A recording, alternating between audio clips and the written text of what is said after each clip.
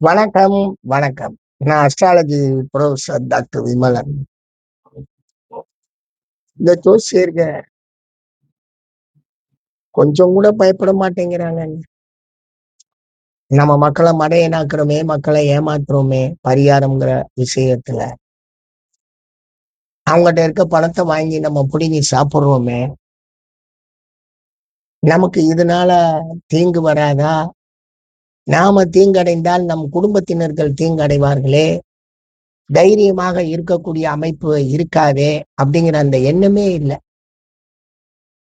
அசால்ட்டா சொல்லிடுறாங்க. பரிகாரம் பண்ணா சரியாயிருங்க, இல்ல பொழைக்க மாட்டாங்க.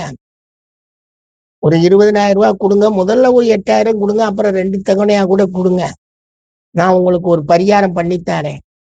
அதுவும் பிரம்ம முகூர்த்தத்துல நாங்க கொஞ்சம் ஜெபமெல்லாம் பண்ணி தருவோம். ஆளெல்லாம் வர வேண்டிய அவசியம் கிடையாது. நாங்களே அத செஞ்சு குடுத்துர்றோம். அதுக்கு பின்னாடி உங்களுக்கு நல்லா இருக்கும். நீங்க முதல்ல ஒரு 8,000 குடுங்க, இல்ல 11,000 குடுங்கன்ற மாரிலாம் சொல்லி, ஒரு கஸ்டமர் என்னைய கூப்பிட்டு கேட்கிறாரு. "ஏன் சார் இப்படிலாம் பரிகாரம் சொல்றாங்களே, இதெல்லாம் எப்படி சார்?" அப்படிங்கிறார். பரிகாரம் என்பது ஜோதிட சாஸ்திரத்துல சொல்லப்படவே இல்லைங்க. அப்படி சொல்லியிருந்தா அத முதல்ல நானே செய்யலாம்லங்க. எனக்கு என்னங்க வந்துருச்சு? நான் என்னங்க பரிகாரத்துக்கு எதிரியா? இல்ல கடவுளுக்கு தான் நான் எதிரியா? நான் எதுக்குமே எதிரி இல்லைங்க. எனக்கு பின்னாடி புத்தர் இருக்காரு. ஏன் புத்தர வச்சேன்? இன்னும் கொஞ்ச நாள்ல கள்ளழகர வைப்பேன். புத்தர வச்சதுக்கு காரணம்னா, இந்த இந்தியாவுல நமக்கு பிறந்த 6 ரிலிஜன்ல இந்த புத்தனுடைய ரிலிஜன் தான் வெளிய போச்சு. அது வெளிய போய் வேற வேற மாரிலாம் மாறி கிடக்கு. அது வேற. புத்தனுடைய ஒரிஜினல் தாட் வந்து ஹீனயானம் இருக்கு. அது அங்கேயும் பரிகார கூத்துக்களை சொன்ன தாட் வந்து மகாயானம் இருக்கு. இவர் சொன்ன ஒரிஜினல் அற்புதமான தத்துவம் அது ஹீனயானம்னு கிடக்கு. ஹீனர்னா உங்களுக்கு தெரியும். ஹீனர் இருக்கட்டும், அது எப்படியோ இருக்கட்டும். ஏன்னா கடவுளர்களுக்கு நாங்கெல்லாம் எதிரி கிடையாதுங்க. எங்களுக்கெல்லாம் கடவுளர்களை பத்தின சிந்தனையிலேயே உயர்ந்த சிந்தனை என்னன்னா, இந்த உலகம் இவ்வளவு நாகரிகமாக வாழ்வதற்கு காரணகர்த்தாவாக இருக்கிறதே கடவுள் தான். நீ அறியாதவர் உன்னை அறிந்து கொண்டிருக்கிறார். நீ பார்க்காதவர் உன்னை பார்த்து கொண்டிருக்கிறார் சொல்லி இந்த உலக மானுடத்தை இல்லாட்டினா பூரா பேரும் மிருகமா தான் வாழுவோம்.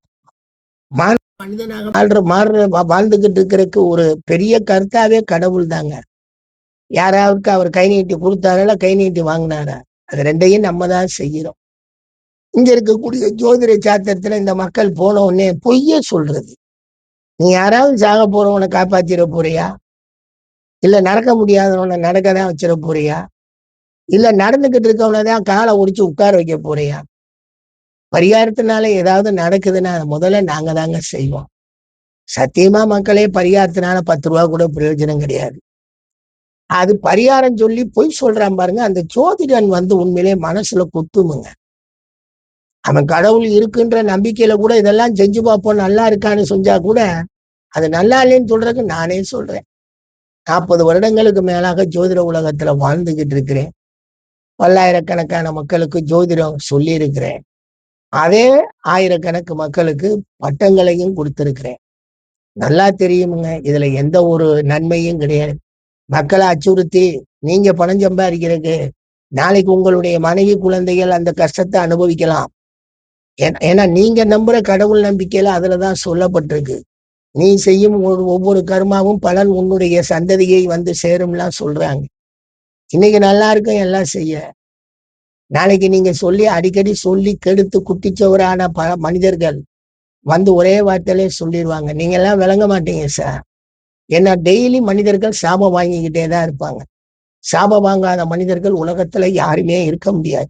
அப்படி இருந்தா அவங்க இந்த உலகத்துல வாழல. செத்து போனாலும் சாபம் வாங்குறவங்களே இருக்கிறப்ப உயிரோட இருக்க மனிதர்களுடைய செயல்கள் எல்லாருக்குமா சமாதானமா இருக்கும்? அவ்வளவு பலருக்கு எந்த அளவுக்கு இதா இருக்கும், சங்கடமா. அதனால சாபங்கள் வாங்குவோம். இந்த சாபமும் உங்க சாபத்தோட சேரும். இதெல்லாம் சொன்னான்னு செஞ்சேன், எதுவுமே நடக்கல வைக்கலன்னு சொல்லி. ஆனா நான் உங்களுக்கு சொல்றேங்க, அவையெல்லாம் பொய்யுங்க. இந்த பரிகாரம் பண்ணா சரியாயிரும், கோயிலுக்கு போனா சரியாயிரும், இந்த கோயிலுக்கு போனா சரியாயிரும். அதுல ஒருத்தன் திருச்செங்கோடுக்கு பக்கத்துல ஏதோ ஒரு சனி கோயில் இருக்கு, நலன் அங்க தோஷம் அடைஞ்சான் திருநள்ளாறுல, இங்க வந்துதான் சாப விமோச்சனம் அடைந்து செல்வம் பெற்று சென்றான். எனவே இந்த சனிக்கு வாங்க. சனி தண்டனை தீர்ப்பு தர்றவனா. அட சண்டாளைங்களா, சனியை தாண்டா மனிதனுக்கு உண்டான தீய செயல்களுக்கு காரகத்தையே ஜோதிடம் கொடுத்திருக்கு. ஜோதிடம் எங்க அவனை தண்டனை தீர்ப்பு? அவன் ஒரு திருடன், மகா பயங்கரமான அயோக்கிய எண்ணங்களை மனிதனுக்கு கொண்டு வந்து கொடுப்பவனே சனிதான். அடுக்க வாழ பொறுக்காதவன், அடுத்து கெடுப்பவன் அப்படின்றது. நெருங்கி இருந்து கெடுக்கும் தன்மைகளை மனிதனுக்கு கொடுப்பதே அந்த சனிதான்.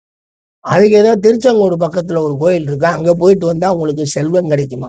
அட சண்டாளைங்களா, சைவ கோயில் எவ்வளவு சொல்லி வச்சிருக்கான். சைவ விஷயத்துல எங்கேயாவது ஒரு இடத்துலயாவது சனியனை பத்தி பேசியிருப்பானா? சனி ஈஸ்வரன். சனி ஈஸ்வரன்லாம் கிடையாங்க, சனைச்சரன். சான்ஸ்கிரிட்ல அதுக்கு பேரு சனைச்சரன், மெதுவாக செல்பவன் அப்படின்னு பேரு. அதை இவங்க சனி ஈஸ்வரன், ஈஸ்வர பட்டம், சனி ஈஸ்வரனை துன்பப்படுத்தினான்னு சொல்லி ஒரு புராண கதை. வழக்கம் போல நம்மகிட்ட தான் ஏகப்பட்ட மித்தாலஜி புராண கதைகள், புருடா கதைகள் வச்சிருக்கோமே. இந்த சனியனுக்கு கதைகளை கட்டி மக்களை மனையனாக்குறாங்க. நீங்க எங்க போனாலும் உங்களுக்கு தசாபுத்தி நல்லா இருந்தா செல்வம் வருங்க, தசாபுத்தி நல்லா இல்லாட்டி செல்வம் வராது. நீங்க உங்களை விடுங்க, இந்த கோயில்களை பத்தி தெரியாமையே பல மனிதர்கள் வாழ்ந்துகிட்டு இருக்காங்க. அவன் வாரமான அவன் இங்க சர்ச்சுக்கு போவான், டெய்லி இவன் பள்ளிவாசல் போவான். இவங்க எல்லாரும் போய்கிட்டு தான் இருக்காங்க, எல்லாரும் கஷ்டப்படுறாங்க, எல்லாரும் கோடீஸ்வரனாவும் இருக்காங்க. எல்லாமே ஜாதகப்படி தானே. இதுக்காக போய் ஒரு பிரேயர் பண்ணிட்டு வந்தா சரியாயிருங்கிறது எவ்வளவு பெரிய பொய். யாருமே ஏதாவது எல்லாரும் எந்திரிச்சு நின்று ஒவ்வொருத்தரும் ஒவ்வொரு கோயிலை பார்க்க போய் நான் போறாங்க. எல்லாம் அவங்கவுங்க ஊர்ல இருக்க கோயில்களை தரிசனம் பண்ணா போதும் மன திருப்திக்கு அப்படின்றாங்க. ஒரு மனசு திருப்தி தானேங்க கடவுள் இருக்காருன்னு. அதை இவங்க காசாக்குறாங்களே. நீங்க குடும்பம் இவங்க அமைப்பு எல்லாம் என்ன ஆகும்? நான்லாம் நிறைய பேரை கேட்டாச்சுங்க, சகிக்கலைங்க. ரொம்ப துன்பமும் துயரமுமாக வாழ்ந்துட்டு இருக்கக்கூடிய அமைப்பினர்லாம் பாக்குறேன்.